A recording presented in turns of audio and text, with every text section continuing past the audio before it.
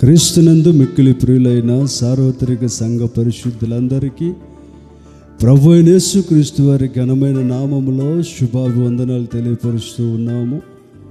సిలువదారి ప్రార్థనా మందిరంలో నుంచి నేటి దేవుని వాగ్దానాన్ని మనం పొందుకుందాం.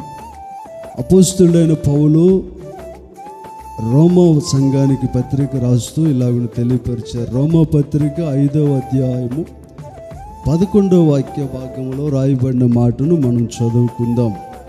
మన ప్రభు అయిన యేసుక్రీస్తు ద్వారా మనము దేవుని యందు అతిశయపడుచున్నాం.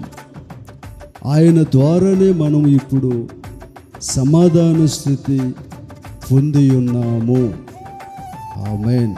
మిక్కిలి ప్రియులారా, నేటి కాలంలో మనుష్యుడు వివిధ రకాలైన అతిశయ కారణములు కలిగి ఉన్నాడు. ఎన్ని అతిశయాలున్నా మానవ జీవితంలో సమాధానము, నెమ్మది, సంతోషం అనేది లేదు. కానీ ఈ వాగ్దానము ప్రభునందు మనకు అతిశయము, ప్రభు ద్వారా మనకి సమాధానం, స్థితి, సంతోషము కలుగు చేస్తుందని దేవుడు తెలియపరుస్తూ ఉన్నాడు.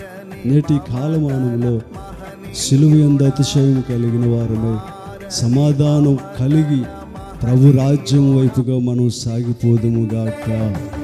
ఆమేన్.